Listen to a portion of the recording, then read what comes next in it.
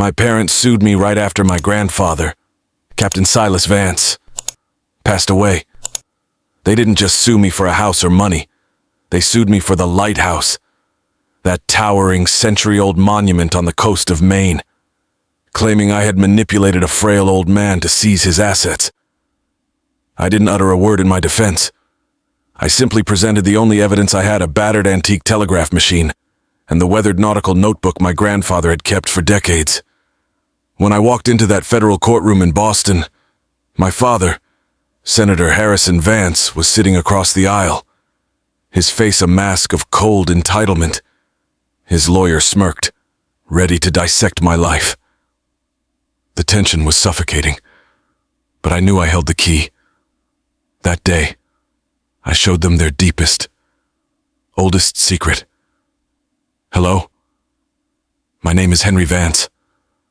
I am 40 years old, a history teacher and part-time lighthouse preservationist, living and working in the small salt-kissed town of Kennebunkport, Maine. I was born in the glittering, calculated world of Washington, D.C., but I was not raised there.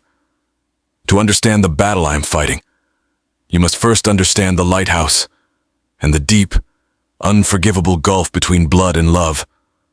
My father, Senator Harrison Vance, was a political prodigy, tall, charismatic, with a future that shone brighter than any beacon. My mother, Eleanor Vance, was his meticulous image consultant, her sharp eyes always scanning for any misstep. They were the perfect power couple, a machine fueled by ambition and public adoration. I, however, was an unexpected flaw in their meticulous campaign plan. According to my grandfather, when I was 5 years old, they drove me from D.C. to the rugged coast of Maine. They dropped me on the porch of the Thorn Lighthouse Keeper's cottage, a small, cedar-shingled house nestled beside the towering structure. They left me with a single suitcase and a vague promise to retrieve me once the next election cycle was complete. They never came back for me. I was left there, not as a beloved son, but as a potential scandal, a complication that could derail a Senate campaign. And so, I became the charge of my grandparents, Captain Silas Vance, a retired Navy man and the official keeper of the Thorn Light, and my grandmother, a quiet, kind woman who taught me the names of every star. The lighthouse was not luxurious. It was a fortress against the ocean's fury. The keeper's cottage was small, smelling perpetually of sea salt, kerosene, and my grandmother's fresh blueberry pie. Captain Silas was a man built like the granite cliffs of Maine, strong, quiet, and utterly unyielding in his principles. His hands were calloused from ropes and tools, but they were gentle when guiding mine. He was obsessed with integrity and duty, 2 words my parents had seemingly excised from their vocabulary. My grandmother was the warm hearth of that cold, beautiful coast. She wrapped me in blankets during the harsh winters, taught me the old sea shanties, and showed me how to read the clouds. She made me feel not just safe, but chosen. Family, she would say, her eyes reflecting the lighthouse beam. Is not who gives you life, Henry. It is who chooses to stand by you when the storms come. Captain Silas taught me the code. It wasn't just Morse code or naval signals. It was a code of honor. In the evenings, we would sit by the crackling fire, and he would use his prized antique telegraph machine, a museum-worthy piece, tapping out messages to me about honesty, about responsibility, and about the weight of a man's word. He also kept a small, leather-bound nautical notebook, its pages filled with his elegant, spidery script detailing ship logs, weather patterns, and moral observations. This notebook was his silent companion, charting not only the sea but the currents of his own conscience. I grew up believing that the lighthouse was the very embodiment of justice, a steady, honest light against the darkness and chaos. I understood that my parents had chosen the dark path of ambition, but I was living in the embrace of a relentless, honest light.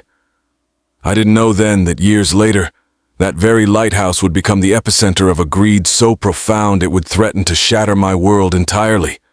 Nor did I realize that the simple nautical notebook would become the single damning piece of evidence that would expose the true cost of their ambition. The years I spent at the Thorn Lighthouse were my foundation. Captain Silas never spoke ill of my parents, but his lessons were silent condemnations of their life choices. He taught me to play chess on an old, heavy wooden board, always setting up the pieces meticulously. The ocean never forgets a lack of discipline. Henry, he would often say, adjusting his king, and neither does the court of public opinion. Every move must be calculated, and every choice must be owned. He taught me that being a lighthouse keeper was the highest form of duty a life lived not for oneself, but for the safety of others. My grandmother, meanwhile, was my anchor. She taught me to make sense of the world, knitting me thick woolen sweaters that smelled of lavender and the sea. When the DC tabloids occasionally mentioned my father's soaring career, she would simply hold my hand tighter. Your parents chose to chase the sun, Henry, but your grandfather and I, we chose the constant light. Always remember which one lasts longer. She never let me forget that I was chosen, a belief that insulated me from the sting of abandonment. Around my 16th birthday, the whispers of my parents' return began, not physically, but through curt, formal letters and, later, short, awkward visits. Senator Harrison Vance was rapidly ascending in the political ranks, and maintaining a facade of family unity became a crucial strategic maneuver. He would arrive with my mother, Eleanor, in sleek black SUVs, their designer clothes stark against the rugged simplicity of our coastal home. Their visits felt like campaign stops staged, rushed, and utterly devoid of genuine affection. My father would clap me on the shoulder, calling me the young captain, a nickname that felt hollow and dismissive. My mother would criticize the dust on the antique mahogany furniture or the faded paint on the lighthouse railing. They spoke not of my life, but of their own, the fundraising dinners, the policy battles, the constant need for more capital to fuel the political machine. The subtext was always clear. We, the keepers of the lighthouse, were the quaint, necessary backdrop for their grand narrative, and the lighthouse property itself was a valuable asset they kept track of. I was 18 when the true nature of their visits revealed itself.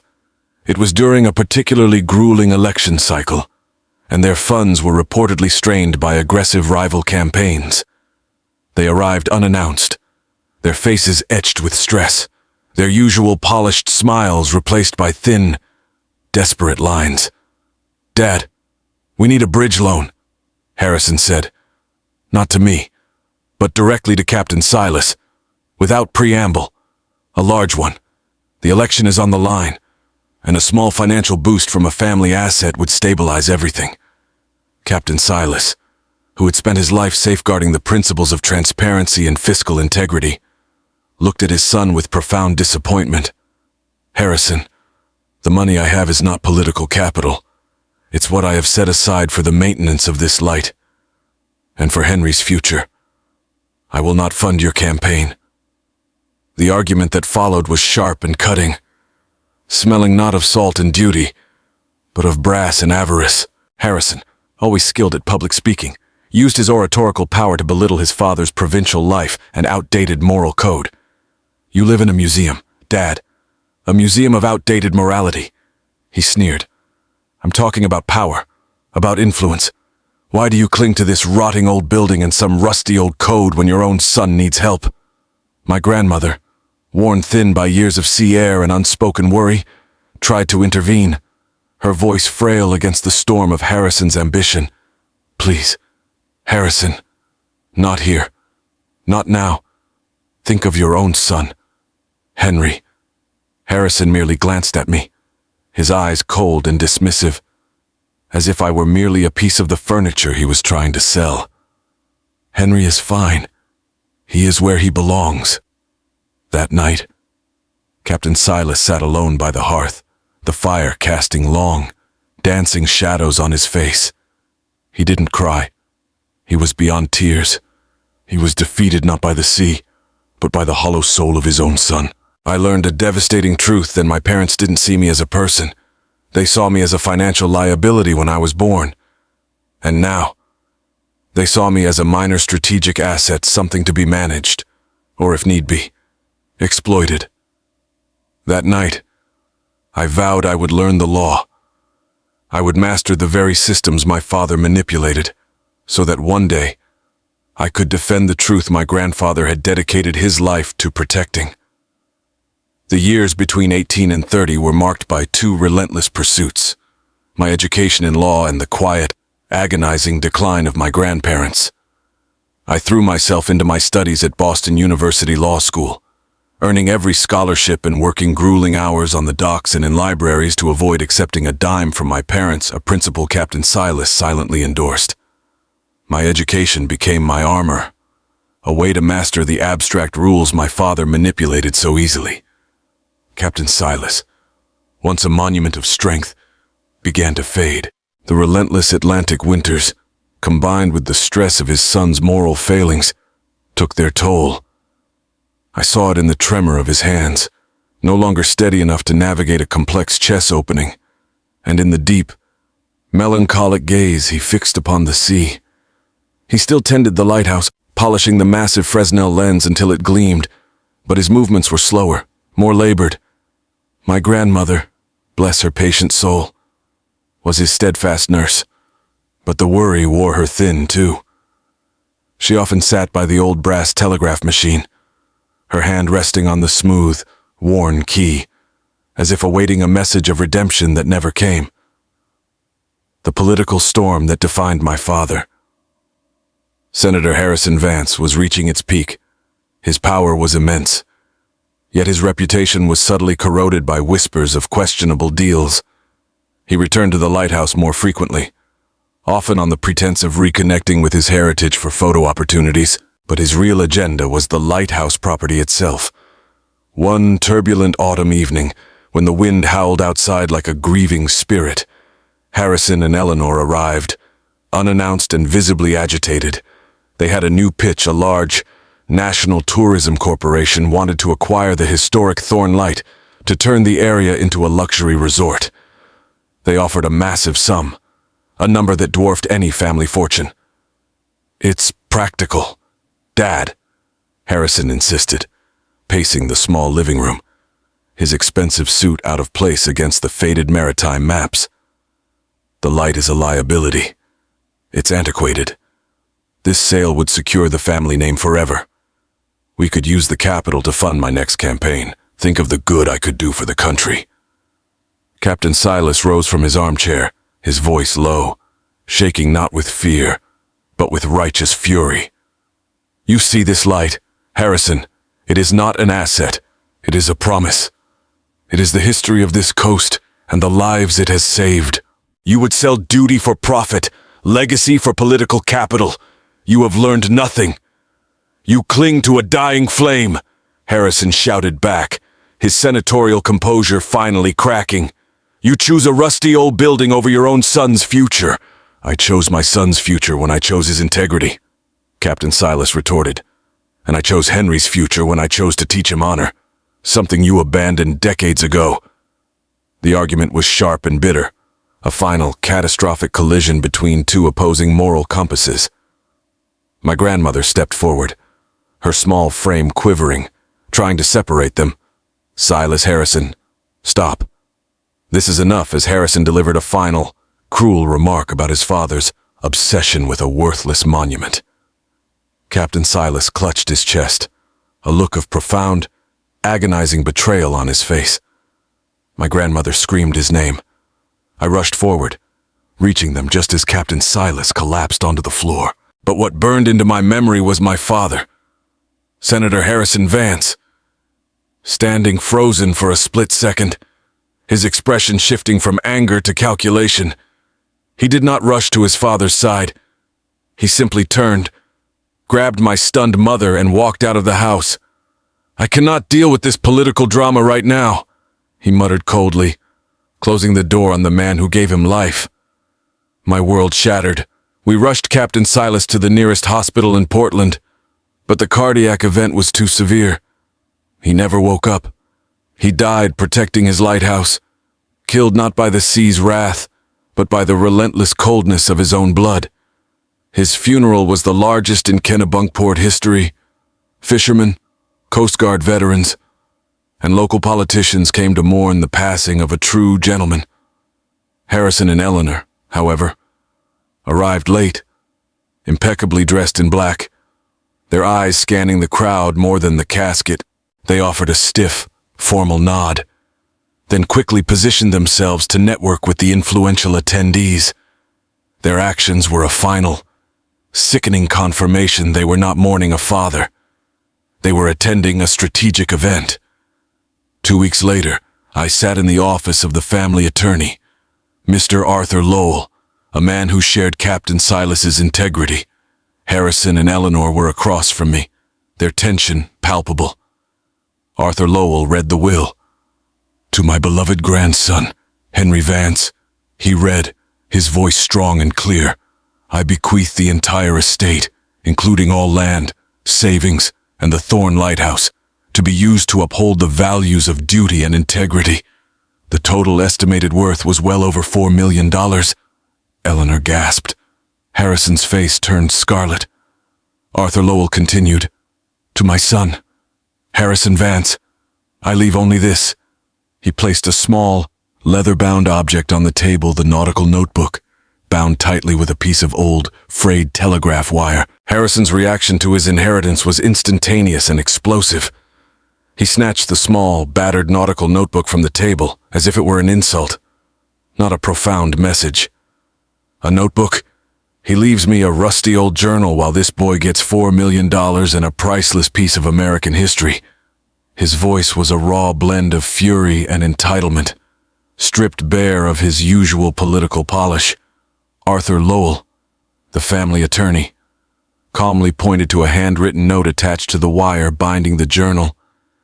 Captain Silas left a brief personal note. "Senator," it reads, "I leave Harrison the log of my conscience. May he find the light he once abandoned." Harrison, blind with rage, tossed the notebook back onto the polished mahogany desk, its sound loud and final. "This is manipulation. This is an insult. I'm his blood, I'll sue. I'll prove this. This child exploited his grandfather's senility to steal what is rightfully mine." He grabbed Eleanor's arm, pulling her out of the office in a whirlwind of expensive fabric and venomous promises. I sat there quietly, picking up the notebook. Its leather cover felt familiar and comforting, smelling faintly of pipe tobacco and the sea. I knew exactly what Captain Silas had done. He hadn't just disinherited Harrison. He had used the will as a final, definitive declaration of moral worth, a legal document that affirmed my love and his duty over his son's greed and neglect. The lawsuit landed like a massive wave, engulfing my quiet life in Kennebunkport.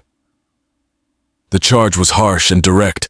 Henry Vance unduly influenced and exploited the weakened state of Captain Silas Vance to alter his will and unjustly claim the estate. My father, Senator Harrison Vance, hired the most ruthless corporate attorney in Boston, a man known for tearing apart witnesses, the local Maine papers, and soon, the national D.C. tabloids ran sensational headlines: Senator Sue's adopted son over lighthouse inheritance, and Vance family feud blood versus Beacon.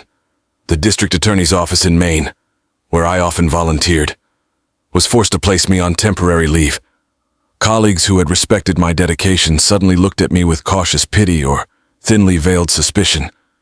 The integrity I had spent my life building was being systematically dismantled by the very man who should have been my protector. But the most painful realization was that the lawsuit didn't just target me, it targeted Captain Silas's legacy. Harrison was essentially asking a court to declare his own father mentally incompetent, a betrayal that felt deeper than any financial theft. The community of Kennebunkport, however, became my shield. Fishermen, lighthouse preservationists, and old Navy buddies of Captain Silas rallied around me. They understood the true value of the Thornlight. It was a symbol of reliability and a cornerstone of their maritime heritage. They knew Harrison's true ambition was to sell it to developers. Harrison Vance hasn't sailed a straight course in 30 years. Henry, old man Finn, a retired lobster fisherman, told me, his eyes sharp and true. We know the difference between the boy who stayed and the man who fled. The lighthouse belongs to the one who tended the flame. Their unwavering support was the quiet strength I needed to prepare for the battle. The case was filed in federal civil court, scheduled to be heard in Boston. I knew the legal arguments were complex, but the truth, the core evidence, was simple. It was all contained in that worn leather volume, the nautical notebook, the journal of my grandfather's conscience, tied together with the wire from the antique telegraph machine. I didn't just need to win the case. I needed to prove that my grandfather was, until his last breath, the honest, clear-headed captain who saw his son's moral decay and chose to protect his most precious legacy, his integrity, embodied by the lighthouse and bequeathed to me. The trial was held in the federal courthouse in Boston, a massive building of marble and cold authority. I walked into the courtroom feeling the weight of my grandfather's integrity on my shoulders. Across the room, Senator Harrison Vance looked every bit the powerful, respected politician, accompanied by his elegantly poised wife, Eleanor, and his slick legal team. I sat beside Arthur Lowell, who looked calm but grim. The judge assigned to the case was Judge Frederick Stone, a man in his late 50s with a reputation for being meticulous and unflappable. As he entered and the courtroom rose, I felt a familiar pang of recognition, a small flicker in the back of my mind. He looked vaguely familiar, not from DOIC, politics, but from the coast of Maine. I pushed the thought aside, focusing on the immediate threat. Harrison's legal counsel, Mr. Sterling, opened with a devastatingly effective narrative. He painted Captain Silas Vance as a lonely, senile old man manipulated by his adopted grandson, an opportunist looking to seize a multi-million-dollar asset. He presented evidence of my grandfather's fading health, his occasional memory lapses, and the secluded nature of the lighthouse. Mr. Sterling's voice was smooth and venomous. This is a case of undue influence. Your Honor, the blood relative, the senator, was denied his birthright by a shrewd schemer. When Senator Harrison Vance took the stand, he delivered a calculated performance worthy of a campaign rally. He spoke tearfully of his father, lamenting that Captain Silas had been driven to such a capricious act by his frail mental state. He claimed I had isolated the old man, withholding the love of his true family to serve my own financial ends. Eleanor followed, confirming every lie with the calculated sincerity of a political spouse. Every word was a razor wire cutting through the memory of my childhood. I maintained my composure, recalling Captain Silas's favorite mantra, "When the fog rolls in, Henry, the light must burn the steadiest." When it was my turn, I gave a concise testimony, focusing on the facts: my grandfather's clarity when drafting the will with Mr. Lowell, his lifelong adherence to principle, and my own career as a dedicated public servant. I refused to let the narrative become an emotional circus. Did you not know that Senator Vance was facing severe financial strain during the time the will was altered? Mr. Sterling pressed me on cross-examination. Did you not believe that as the natural heir, he deserved this inheritance to sustain his mission of public service? I knew my father was facing financial difficulties. Yes, I responded evenly. But I also knew my grandfather believed public service is measured by integrity, not by bank account. The lighthouse was not an inheritance. It was a responsibility, and my grandfather chose the person he believed would uphold that responsibility. Sterling scoffed. A responsibility that just so happens to be worth $4 million. Your Honor, the defense offers no compelling evidence of why the captain would disinherit his only son in favor of an emotionally distant charge, other than undue influence. It was time. I looked at Arthur Lowell, who gave a nearly imperceptible nod. I rose and addressed Judge Stone directly. Your Honor, with the court's permission, I would like to present the only evidence that speaks directly to Captain Silas Vance's clarity of mind, his moral convictions, and the true, deep-seated reason for his decision. I placed the worn, leather nautical notebook on the evidence table, followed by the antique brass telegraph machine. The courtroom murmured. Harrison and Eleanor looked completely bewildered. They had dismissed both items as worthless relics. "This notebook, Your Honor," I continued, my voice steady, "was the diary of my grandfather's conscience, which the plaintiff, Senator Vance, threw on the floor in disgust when he received it. It contains decades of logs, observations, and moral reflections. It also contains the most damning evidence of the plaintiff's true character." Before Sterling could object, Judge Stone, who had been studying the notebook intently, suddenly leaned forward, a strange, intense expression on his face. He gently picked up the notebook, his aged fingers tracing the initials carved into the cover. He then looked at me, not with the coldness of a judge, but with the warmth of an old acquaintance. "Mr. Vance?" Judge Stone asked, his voice low and solemn. "Did your grandfather ever tell you about his service in the Gulf of Tonkin? Or about his captain's code?" The question stunned the courtroom. Harrison and Eleanor looked horrified. I met the judge's gaze, the forgotten memory finally snapping into place years ago, on a Coast Guard base. I had seen a picture of a young Captain Silas, standing beside a junior officer. That junior officer was Judge Frederick Stone. "Yes, Your Honor," I replied, a small, knowing smile touching my lips. "He taught me that code. He taught me about duty and the constant light. And he taught me that the ocean never forgets." The battle had shifted entirely. The judge was no longer an impartial stranger. He was a silent keeper of my grandfather's legacy. He had recognized the salt-kissed secret. The stage was set for the final, devastating reveal of the truth hidden within the antique code. Judge Stone's recognition of Captain Silas and the captain's code irrevocably altered the atmosphere of the courtroom. The air thickened with anticipation. Harrison and Eleanor exchanged panicked glances, realizing their carefully constructed narrative was crumbling. "Mr. Vance, if you please, continue," Judge Stone instructed, his eyes never leaving the notebook. I approached the evidence table. "Your Honor, 35 years ago, my grandfather, Captain Silas Vance, recorded every significant event in his life in this journal. And on page 34, Your Honor, there is an entry dated October 14th, 1990, the day I was 5 years old and was left at the lighthouse." I carefully turned to the page and handed the notebook to Judge Stone. The entry wasn't written in Captain Silas's usual elegant script. It was a chaotic mix of frantic shorthand and numbers, clearly written in distress. It was not a log. It was a desperate record of a decision. "This is not a traditional log entry, Your Honor," I explained. "This is a record of a telegraph message. The antique telegraph machine we presented was fully functional. And on that date, October 14th, 1990, my father, then a rising political candidate, sent a message to his father, Captain Silas." I then presented the brittle, yellowed paper copy of the message itself, retrieved from the lining of the telegraph machine's base. It was a cryptic string of letters and numbers.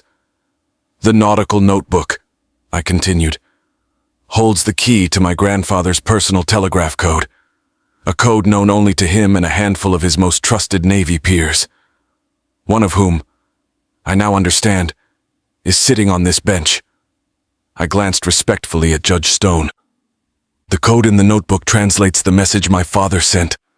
I pointed to the translation written underneath the code in Captain Silas's trembling hand. I then read the devastating sentence aloud for the court. "Get rid of the boy. Now he will ruin the campaign." A collective gasp swept through the courtroom. Senator Harrison Vance, who had spent the last 2 hours presenting himself as a loving son, turned ghostly pale. Eleanor pressed a gloved hand to her mouth, her eyes darting between me and her husband. The secret was out. It wasn't senility or manipulation that drove the will. It was a simple, brutal act of abandonment, driven by political ambition. "Your Honor," I stated, my voice thick with decades of suppressed pain. "This message proves the following. First, my grandfather was clear-headed enough to record and decipher a highly complex code on the day the plaintiffs claimed he was becoming frail. Second, it proves that the abandonment was not a mutual decision, but an explicit, heartless command from Senator Vance. Third, and most importantly, it shows that Captain Silas Vance didn't disinherit his son out of malice. He disinherited him because Harrison Vance had already chosen to disinherit his own child, and in doing so, forfeited the only legacy my grandfather valued: honor and responsibility. I stepped back, leaving the notebook open on the table. The silence in the room was absolute, broken only by the sharp, metallic sound of Judge Stone closing the journal. He looked directly at Harrison Vance, his expression hard and unwavering. "Senator Vance," the judge said, his voice deep and carrying the weight of the law, "this court finds that Captain Silas Vance was perfectly sound of mind when he drafted his will. In fact, he was remarkably lucid. He didn't just write a will, he wrote a moral judgment." Judge Stone then delivered the final, crushing verdict. "After thoroughly reviewing the evidence, including this compelling personal document, the court dismisses the plaintiff's claims in their entirety. The will of Captain Silas Vance is deemed legal, and his estate, including the Thorn Lighthouse, belongs to Mr. Henry Vance." He paused, adjusting his black robe. He then looked directly at Harrison and Eleanor, his gaze chilling them to the bone. He didn't just speak as a judge, but as a colleague of the late captain. "Captain Vance taught me many things, and one lesson applies here. Senator Vance, justice does not recognize the title of blood alone. Justice sides with the light of truth and the integrity of a chosen heir." The gavel slammed down, the sound echoing like a ship's bell in the dead quiet. Harrison slumped in his chair, his political mask finally shattered, while Eleanor began to sob silently, not out of grief, but from the cold realization of their spectacular public defeat. The truth from the past had not just won me an inheritance, it had exposed their secret and sealed their political fate. The lawsuit didn't just end with a gavel strike. It caused a political earthquake that reverberated far beyond the Boston courthouse. The local Maine community, already protective of the Thornlight, saw Senator Vance's public betrayal as the ultimate moral failure. National headlines blared, "Senator Vance exposed ambition over son." His career, once a gleaming beacon, was extinguished overnight by the very code he had abandoned. His supporters peeled away, and his reputation was permanently stained by the truth of that antique telegram. I returned to Kennebunkport, not as the heir of a fortune, but as the new keeper of a legacy. The lighthouse didn't feel like an asset. It felt like a covenant. I resumed my life, dedicating myself to teaching history and restoring the light with the same painstaking detail my grandfather had. I learned to live with the deep, hollow ache left by my parents' betrayal, knowing that the battle had been fought and won, not through vengeance, but through integrity. Weeks later, the antique telegraph machine hummed to life in the dead of night. I recognized the slow, deliberate, almost clumsy rhythm of the tapping. It was Harrison. I transcribed the message with trembling fingers. It was short, stripped of political bravado or arrogance, sounding only of a broken, weary man. "I read the log. I am sorry, son. I lost the light. Find your way back, Dad." His message wasn't a demand for forgiveness. It was a devastating admission of failure.